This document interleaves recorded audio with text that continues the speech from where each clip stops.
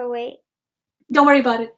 Don't worry about it. We'll start inshallah in a few minutes.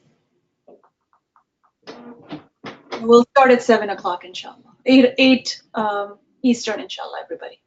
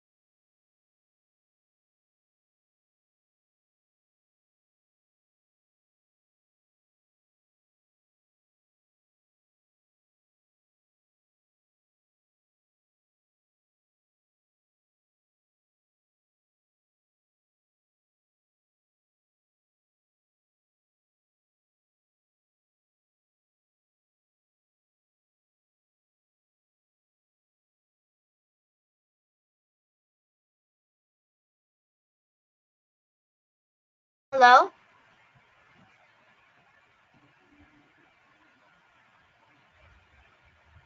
Another minute. Oh, okay.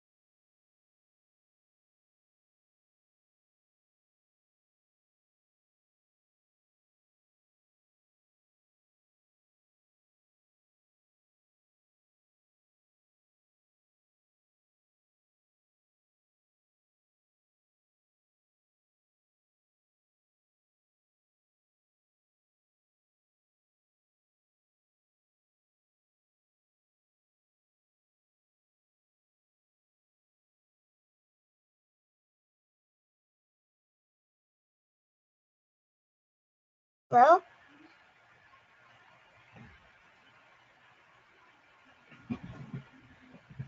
Hello? Yes, go ahead. Okay, I'll start. Assalamualaikum warahmatullahi wabarakatuh, everyone. Welcome to our monthly primetime event. My name is Shanifa Moshe, and I'm your host on behalf of MCNA and YMJ. Let's wait for a few minutes and for the rest of the people to join.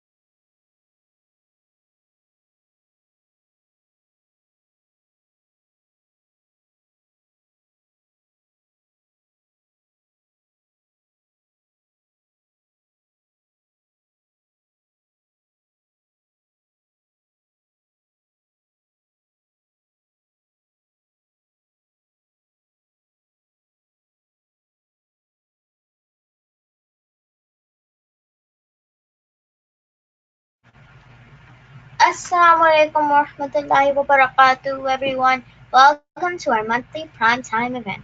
My name is Shanifa Mubashir, and I am your host on behalf of MCNA and YMJ. We are Muslim Children of North America and Young Muslims Junior. We are part of ICNA, which is the Islamic Circle of North America. We bring you primetime every month with a new speaker and a hot topic. Our goal is to please Allah subhanahu wa ta'ala and give our youth knowledge and leadership skills so that you can be successful in this world and the next, inshallah. Bismillahirrahmanirrahim. Alhamdulillah Rabbil Alameen. Ar-Rahmanir Rahim.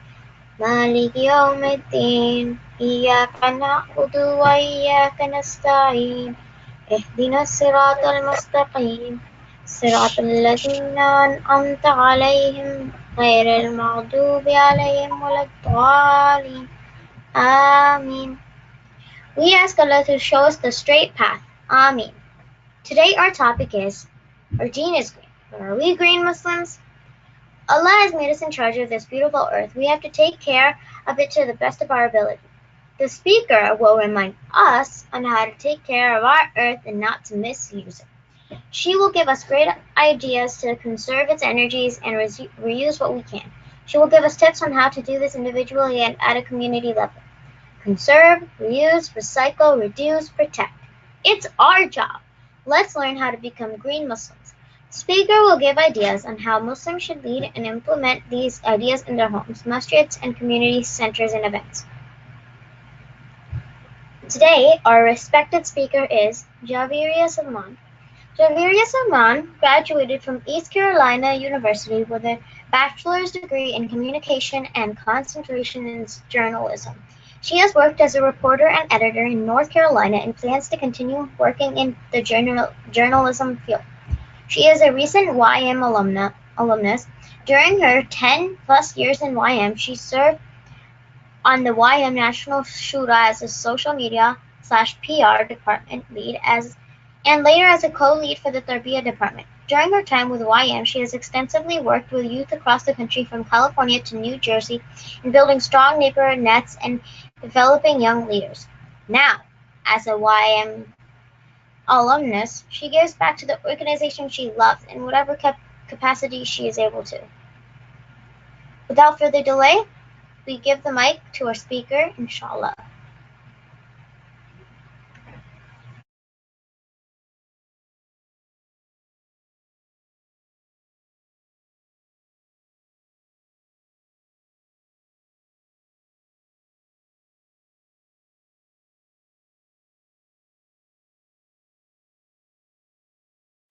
Sister Javeria, you can start.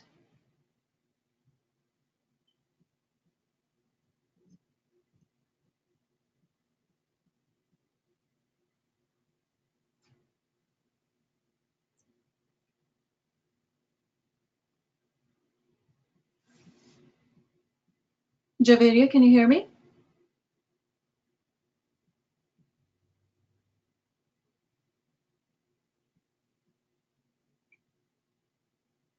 Okay, okay, I see. Assalamualaikum. Can you hear me now? Yes, alhamdulillah, yes. Sorry, I don't know why it was muted. Assalamualaikum, everyone. Jazakallah khair, Sharifa, for introducing me. Alhamdulillah, it's an honor to be invited to talk about how we can live a more green deen. So that will be the topic for today. Without any further ado, I'm going to go ahead and get started. Bismillah ar-Rahman ar-Rahim. Okay, so living a green deen. How many of you know what it means to be green? Like, do you guys know what when we talk about being green or being eco-friendly, do you guys know what being green means? Okay, I'm seeing some yeses, which is great. Okay, alhamdulillah. So I'm sure you guys have, while you guys are in school or you guys are, living in a society, we've heard the term like go green or being eco-friendly, right? And so exactly, yes, being friendly to the environment. Awesome. And so, those are terms that we hear all around us, but did you guys know that, one of the most important aspects of our deen, of our Islam, is actually being eco-friendly, right? And so a lot of us, when we think about being green, we don't necessarily associate that with Islam, but being like green or being eco-friendly is literally one of the most important aspects of our religion. So that's what I'll be talking today about, what is Islam's relationship with the environment and how we can all live a more green deen, right? And so that's what our goal should be, to live a more green and healthy, in a more healthy environment. So I asked you guys earlier, what being green means, right? And a lot of you guys are giving really great answers, to keep the world clean and don't pollute and don't waste food and water, and those are all amazing things. But can you guys tell me what being a green Muslim means? Okay, awesome. Yeah, I'm seeing some really great answers because Allah subhanahu wa ta'ala made the earth. Exactly. So like we as being green Muslim can be broken down into a few things. So I'm gonna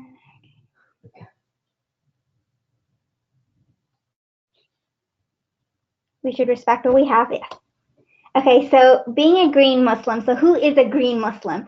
So one of the most important things to know is that someone who is a green Muslim is someone who is the Khalifa of the earth.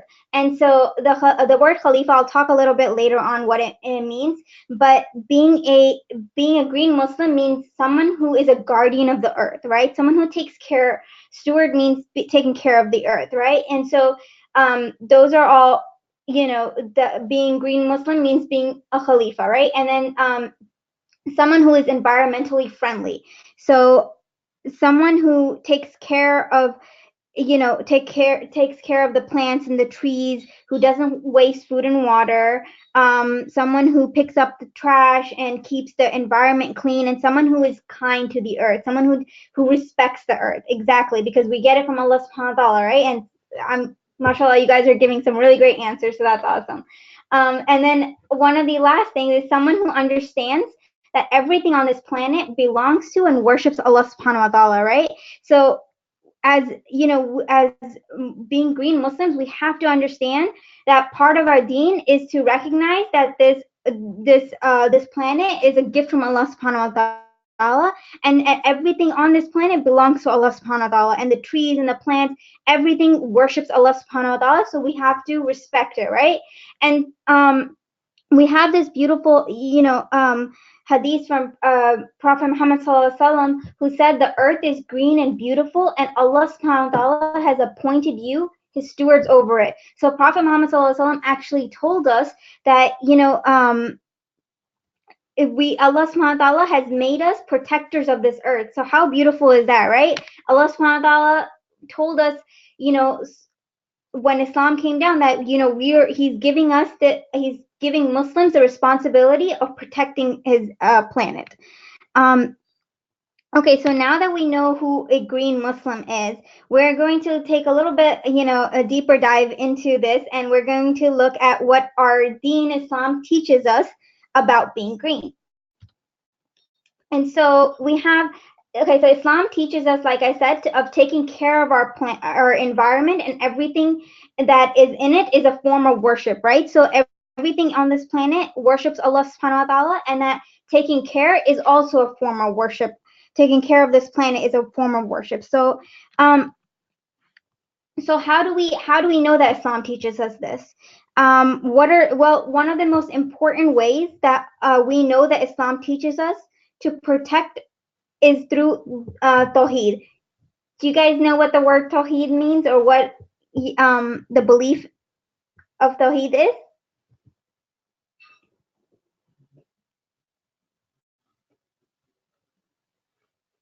Awesome. Okay. Yes, belief in the oneness of Allah. Great job. Okay, so yes, so Tawheed is believing that understanding that Allah subhanahu wa ta'ala is the creator and sustainer of the universe, and everything on this earth belongs to Allah subhanahu wa ta'ala, right?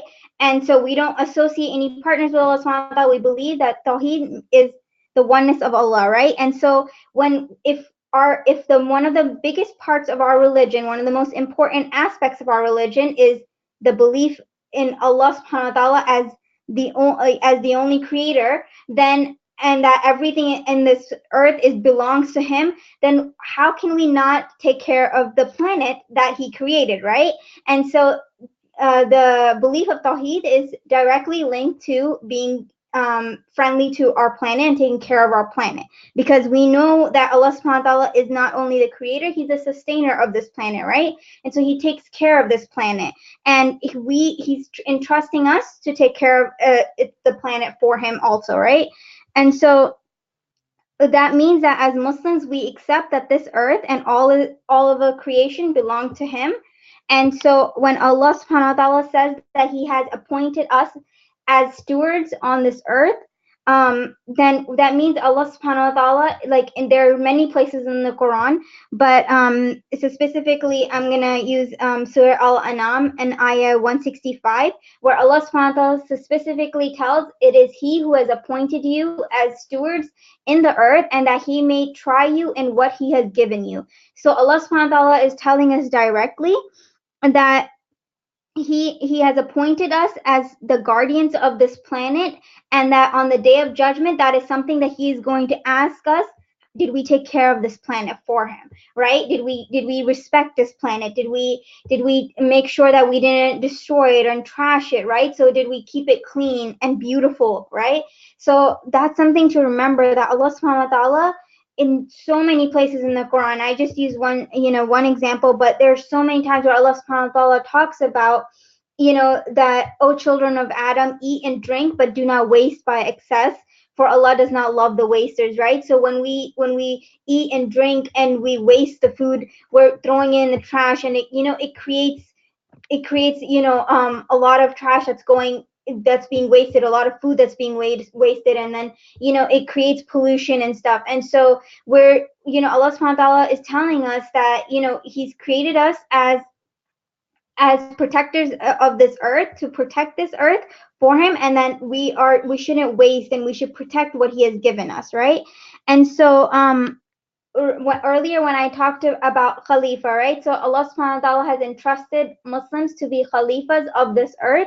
It is a promise that we as Muslims make. So what do I mean by that? Okay, so the one word to remember, and you guys can write this down if you guys want to take notes and stuff, but Khalifa is actually an Arabic word that has many meanings, and I'm sure you guys have heard the word Khalifa before, right? And so what does the word Khalifa mean here in this sense when we're talking about being Khalifas of the earth? Well, the word Khalifa actually means guardian or steward, so that's what I've been using, right? But there's actually another very beautiful meaning of the word Khalifa, and it literally means someone who is a friend of earth, right? So isn't that so beautiful? Like Allah subhanahu wa ta'ala is saying, when he uses the word Khalifa in the Quran, he's literally saying he has appointed us to be friends of the earth, right? So Allah subhanahu wa ta'ala has appointed us to be someone who is kind and protecting and being a friend to this planet, right? And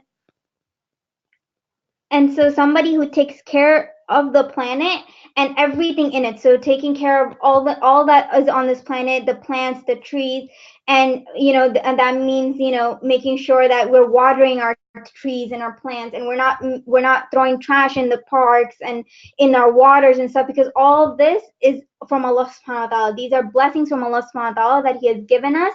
And Allah subhanahu wa ta'ala, when he has entrusted us, it's an amana from it's an amana from Allah subhanahu wa ta'ala. Allah subhanahu wa ta'ala tells us that that we have to honor this trust with him. So by making this promise to Allah subhanahu wa ta'ala, we promise Allah that we will be protectors of this earth, and that and by protecting the earth, by being protectors of this planet, we are we sorry so we it means that we love and protect, not we love our planet, and we love Allah subhanahu wa ta'ala, right? Allah subhanahu wa ta'ala is our creator, and so to love his creation means that we honor and love our creator also, right? And so when we do that, that means all the mountains and the wind, the birds, the waters, we recognize that these are all signs of Allah subhanahu wa ta'ala, and so why should we protect them? Because they're from Allah subhanahu wa ta'ala, right? And so that's something really important to remember, that that we are Khalifas of this planet. We are the guardians of this planet. So, alhamdulillah, that's such a beautiful responsibility that we have from Allah subhanahu wa ta'ala to protect this planet and to take care of it. So if you look around you, do you guys notice that, are we as Muslims, are we up for that responsibility? Can we do that?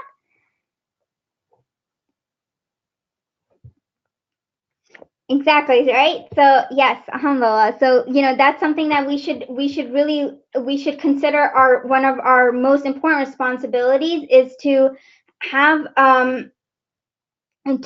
this love of this planet, and to protect our planet and take care of it. And we see a lot of this. We can, like, how do we do this? Prophet Muhammad sallallahu alaihi wasallam and a lot of his companions, they set a beautiful example for us by living a very eco-friendly lifestyle. When we look at the Sunnah of the Prophet sallallahu alaihi wasallam, and when we read the books of the companions and we read their stories, we can see so many examples of how they lived such an eco-friendly and such a green lifestyle. And so, when we look at, for example, Prophet Muhammad sallallahu alaihi wasallam, if you look at what he did as he like lived this, when he lived on this planet, he always made sure living an eco-friendly lifestyle basically means that you're making sure that you don't waste water. So that when you're doing wudu and stuff, or when you're taking a shower, you're not wasting a lot of water. And I'll talk a little bit more in detail on how we can, some of the tips and how we can do that. But when Prophet Muhammad sallallahu alaihi wasallam, when he walked on this planet, he made sure that he walked humbly on this planet, right? So that meant that he took care of the earth around him. So if he was walking down the street and he saw trash, or if he saw anything that could hurt an animal or could hurt another human being, he would pick it up and he would clean the streets, right? And so we get these little beautiful examples from Prophet sallallahu alaihi wasallam's life of how he took care of this planet, and he helped keep his city clean, and he encouraged people to plant trees. And we have this beautiful hadith that I will narrate for you guys in a little bit, where Prophet Muhammad sallallahu alaihi wasallam discouraged the destruction of any plants or trees, and he encouraged his companions to plant trees and flowers, because it's a form of charity. And so, for example, Prophet Muhammad sallallahu alaihi wasallam encouraged the planting of trees, and taking care of our agriculture. In a hadith narrated by Anas ibn Malik, the Allah's messenger said, "There is none amongst the Muslims who plants a tree or sows seeds, and then a bird or a person or an animal eats from it, but is regarded as a charitable gift for him." So Allah subhanahu wa ta'ala is basically, has rewarded Muslims who, even someone who plants a tree, or a seed that leaves seeds for birds, like that is a form of charity. And so Prophet Muhammad sallallahu alaihi wasallam actually told told the companions of that time, and he said that it doesn't matter if even if one person, if nobody ever sees that tree or touches that tree, but if one person sees it, it becomes a form of charity, because you're helping protect this earth, right? And so anyone who plants a tree or a flower, or takes care of a garden, it becomes a form of charity. So how many times have we heard, like, a smile is a form of charity, right? And so if you and just think about it related to that. So if, just planting a small tree, a baby tree in your backyard, or somewhere in your neighborhood, it automatically becomes a lifelong form of charity for you, and you get so much hasanat from just planting one small tree, right? And so that is something to remember. And we also, Allah subhanahu wa ta'ala, in the Quran, and then also Prophet Muhammad sallallahu alaihi wasallam, from his life, we also get that Islam teaches us to not to be against the destruction of plants and trees unnecessarily. So unless there is a specific reason, or there is some reason, or you accidentally step on a plant or something, that's not what we're talking about. We're talking about is the destruction of plants and trees unnecessarily. So we in this hadith, in a hadith that we have, Prophet Muhammad sallallahu alaihi wasallam told his companions, he who cuts down a tree without justification, Allah subhanahu wa ta'ala will punish that person, right? And so I didn't it's a that was like a word, I that's not the exact wording of the hadith, but I can tell you guys later if you guys need it. But I just paraphrased the hadith. So basically Allah subhanahu wa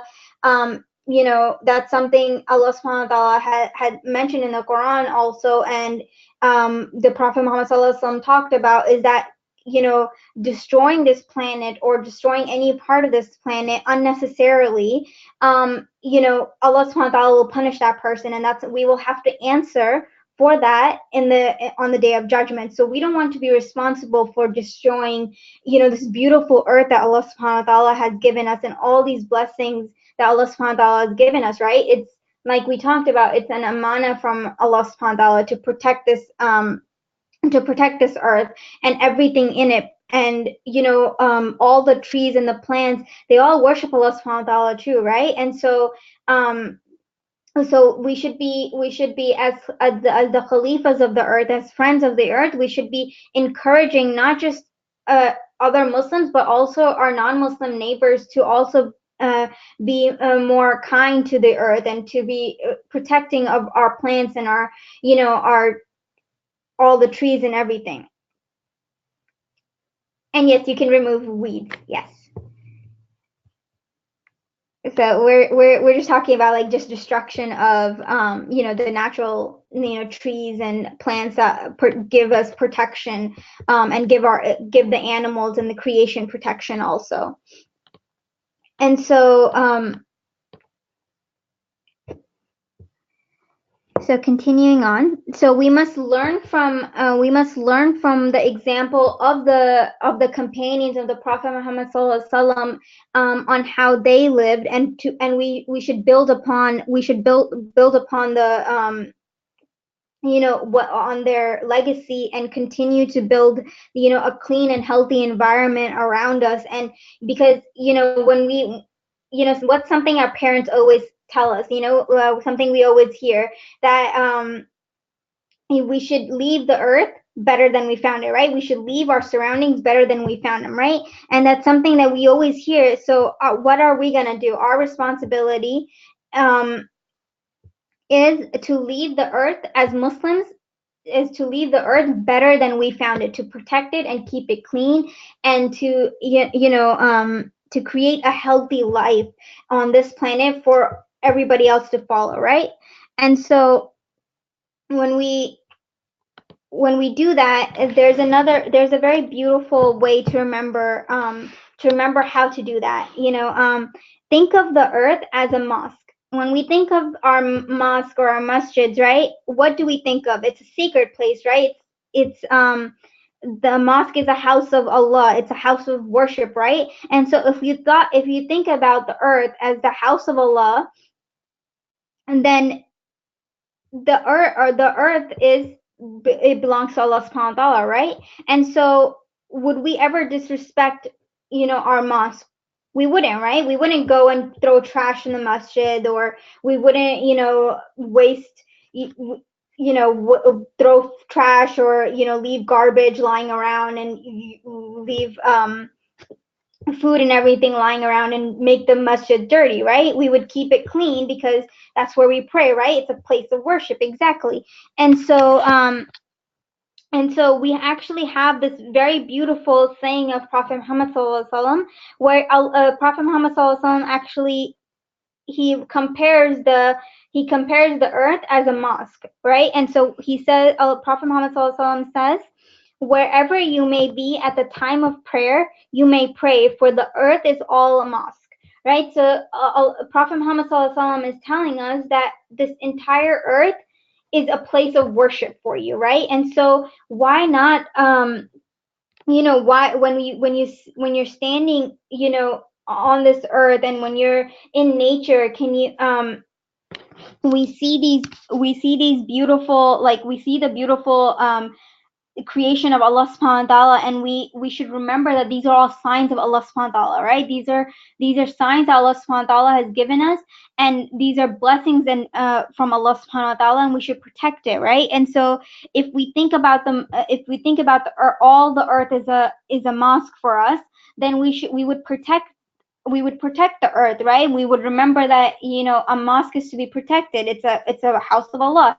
And so just think about it in terms of that, we are protecting, not only are we protectors of Allah, but we're also protectors of our mosque. So the way that we protect and keep our mosque clean, that's how we keep our earth clean. Okay, so now, we just like a little good deed that you can remember. Like I said, it's a form of charity to plant a tree. So there's actually a hadith that says Muslims will earn the reward of charity for planting a tree, sowing a crop, and then birds and humans and animals eat from it. So there's something to remember. Okay, so what can we do as individuals? So now I've talked a little bit about, what we as green Muslims, what we should be doing, and who is considered a green Muslim. But how can you implement, being a green Muslim into your everyday life, right? And so we have some simple steps day to day in your day to day activities.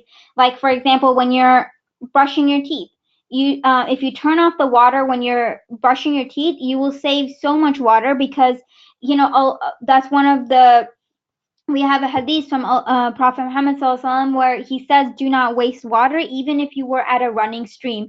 And so Prophet Muhammad SAW and his companions talk so much about, during their as part of their lifestyle, they actually told us, to not waste water, and they wouldn't, even if they were at a river and they were doing wudu, they wouldn't waste the water. And so making sure when you're performing wudu that you're, a lot of times if you go to the masjid or something like that, and you go to the bathroom, you'll see afterwards, there's so much water in the bathroom, right? And even at our own homes, when we're making wudu, there's water everywhere after we're done making wudu. And so subhanAllah, that's not sunnah, right? And so from sunnah we get that even when you're performing wudu, you have to conserve water. You have to try to use just the amount of water that you need to perform wudu, and to not waste any other water. So that's something, to remember, that when we're making wudu, or we're brushing our teeth, or taking a shower. So as opposed to taking a bath, you can just take a quick shower. And so we're not wasting. A lot of times when we go into the shower, and this is something I'm guilty of too, that's something I have to remember, is that we'll be taking a shower or a bath, and we'll spend an hour sometimes in the shower, just because we're relaxing. But I try to remember that even when you're taking a shower, that we shouldn't be wasting water, because that is also something that we will be questioned by from Allah subhanahu wa ta'ala. How much water did we waste? And so that's something to remember when you're using water.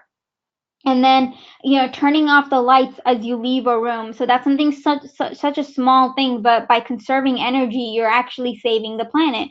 And so when you're leaving a room that you're not using, just turn off the light, and you can turn it back on when you get back in. But by keep turning off the lights when you leave room, it makes a huge difference.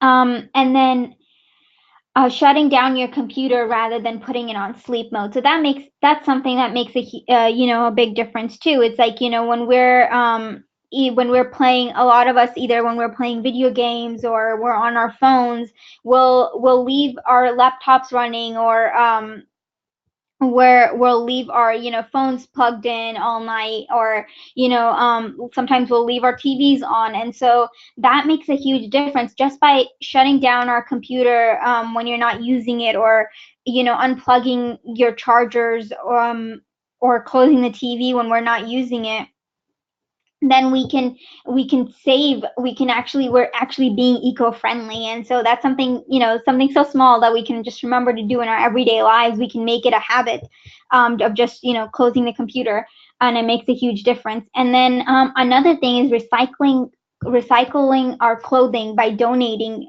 to charity. So if you're I know a lot of us, when we have a lot of clothes that we don't wear. So maybe it's like hijabs that you don't wear anymore, or you have your old clothes that you don't wear anymore, or they're just hanging in your closet and you're like, oh no, I'll wear them, but you don't really wear them. We all do that. We're all guilty of that. And so what we can do, something so small, is donating those clothes to charity, or even just sharing those clothes with your other family and friends who, maybe you're not wearing them, but your younger sisters or your brothers might, use those clothing, or even some of your friends. And so by you recycling our clothing, we're actually being, taking care of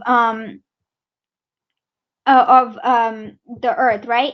And someone's been asking me, sorry, I just saw the question, but yes, so it's not only Muslims that can be guardians of the earth. A lot of other religions also teach about the guardians of this planet. But that is something that Allah subhanahu wa ta'ala has, told us. And so it's something it's mentioned in the Quran, and it's something that's mentioned in the Bible also. And, in the Torah, that being guardians of the earth, or being protectors of the earth, is something that Allah subhanahu wa ta'ala commanded to all people.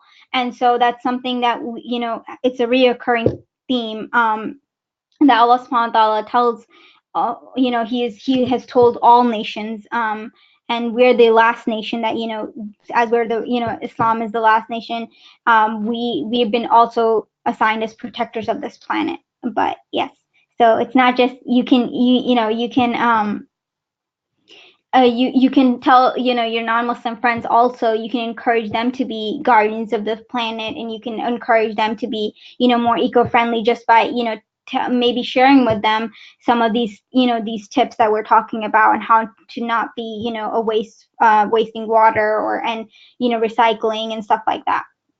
And then continuing, so in our homes is something that you can start in maybe your own house, but not throwing everything in the trash can. A lot of times we're just so used to it that we'll just throw everything in the trash can, even things that you can, recycle. And so maybe something small you can start in your own house is, maybe have separate boxes, or create recycle bins for different things. And I'll show you guys a little, how to differentiate which thing goes, which trash goes into which recycling bin. But those are little things that you can do. And another individual thing that you can do is plant a tree. Like I said, it's planting a tree is charity. So maybe if it's a small, like, maybe you and your mom, or you and your dad can start a little garden in the backyard, or you and your friends can get together and maybe help make the masjid look more beautiful by planting a small garden, or a tree, or some plants. And so, that's something that we can all do in our everyday life. And then, so I don't know if can you guys all see this, this graphic? Okay, awesome. Okay, so this sort of breaks down the different like how we should recycle. And so paper products and empty paper containers go in the blue recycling bin. So you probably, if you go to a recycling center, most of our cities now have separate recycling centers. And so just if you recognize the colors, you guys can save, take a picture of this and save it for your own knowledge. Or even if you just, like Google, how to recycle, you'll get graphics like this will teach you how to recycle and which things go in, which. So empty plastic containers and styrofoam, plastic materials and metals usually go in the green one, which is a lot of times at our house, in our neighborhoods, we usually have the blue or green ones. So that's something to remember, when you're throwing it out. Not everything goes in one recycling container.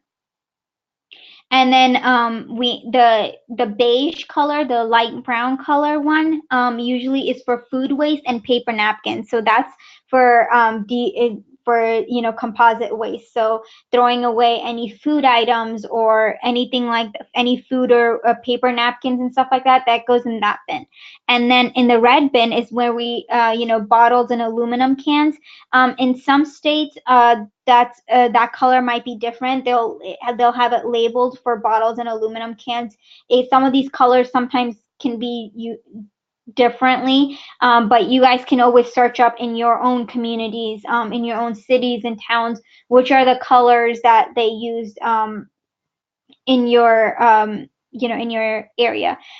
And then for like candy or chopsticks or anything like that, or even gum, those things are not recyclable, and so you usually throw them in the trash can. Those are the things that we can't really recycle. So just making sure you're aware of which things can be recycled and which things can't be recycled, and then making sure that if we're going to the store, for example, or if we're out shopping, or if we're getting you, you know one of the biggest things, like I drink a lot of coffee, so whenever I go to like a coffee shop, making sure that I'm not picking up a straw, like a plastic straw, because plastic straws, you don't always need a straw, and straws, they're not always recyclable, right? And so making sure that if I'm going out to eat or anything like that, or if I'm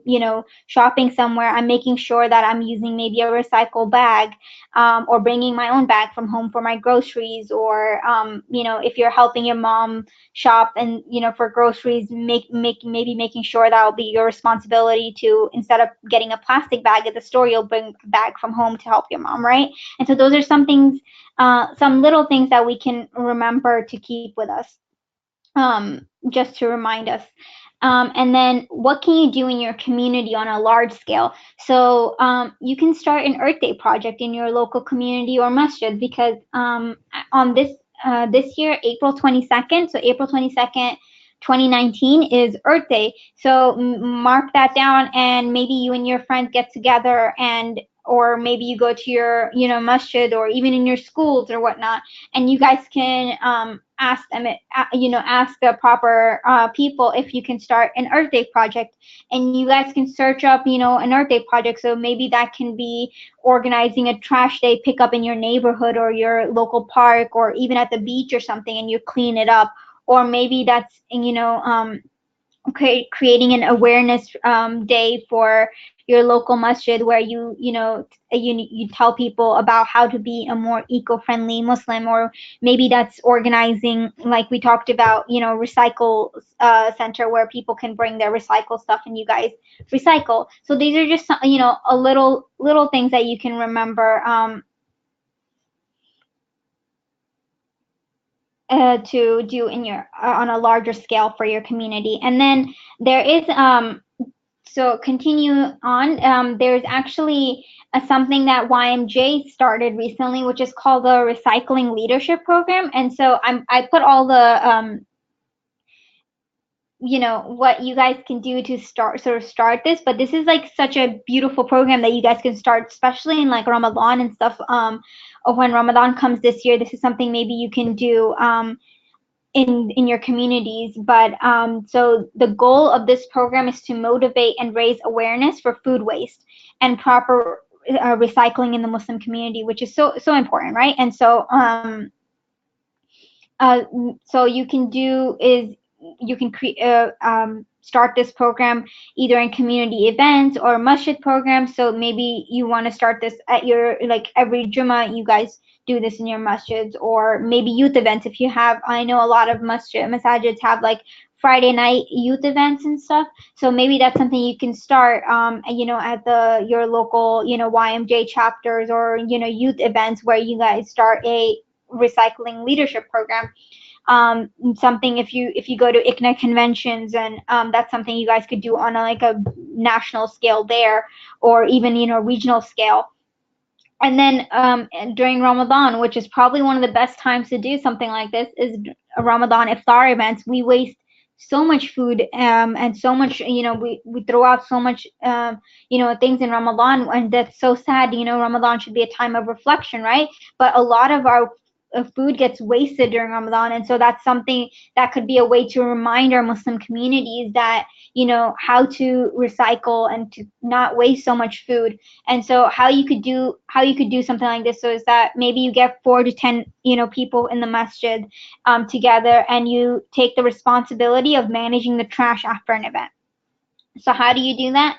So basically what you would do is you would collect and sort the trash before it's thrown out. So before it gets thrown into the garbage can, you basically would collect all the trash, and you would have a weigh machine, and you would weigh the amount of food wasted and make an announcement the next day, or even that before the end of the event you can make an announcement, this is how much food went to waste today.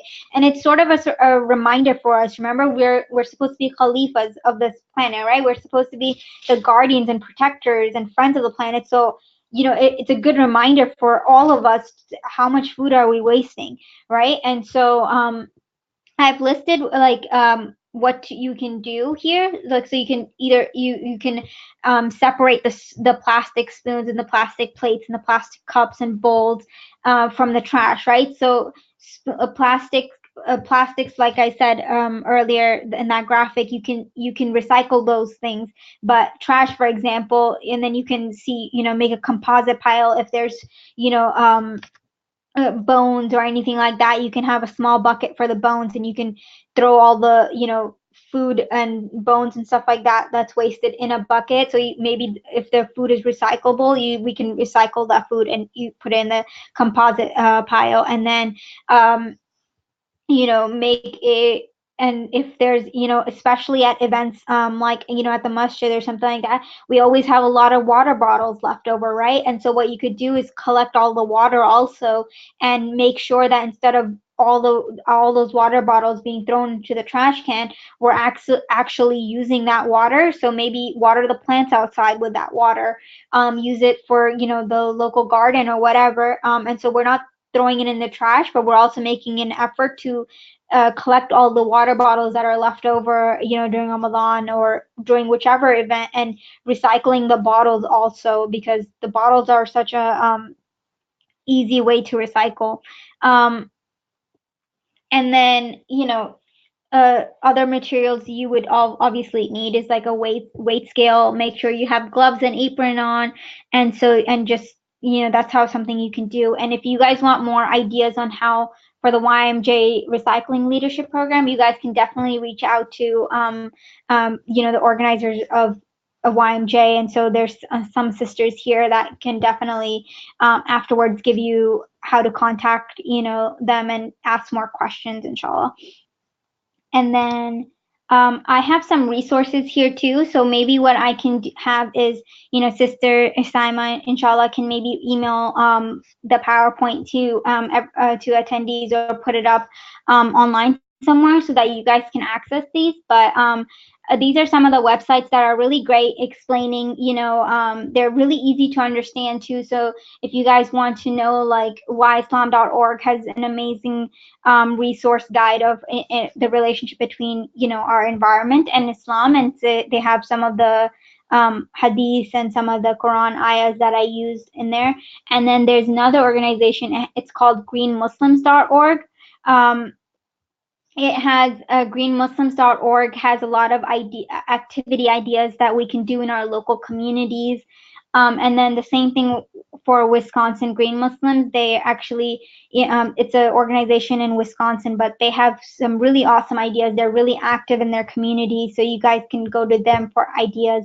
And then Green for All is it's a non-Muslim organization, but they do a lot of work also. And so you guys, if you want, if your parents want to get some ideas, you can definitely go there. And the other one, Clean Tech Loops, is also one that has a lot of maybe your parents can read it for you guys, or if they want to get some ideas also. And then I've listed a book also, Green Deen, What Islam Teaches About being green. So those are some things that you guys can definitely check out. But inshallah, that is my program today. And if you guys have, any other questions, please feel free to go ahead and ask me. Okay, so if is your smile a charity? Yes. Smiling is a charity. So if you do make somebody smile, that is a charity also. Yes.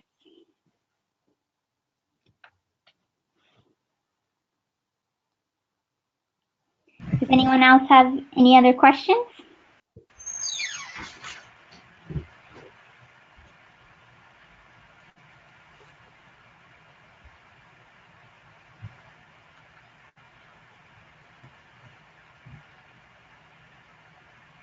Jazakallah khair, Javiria, for helping us understand this important topic.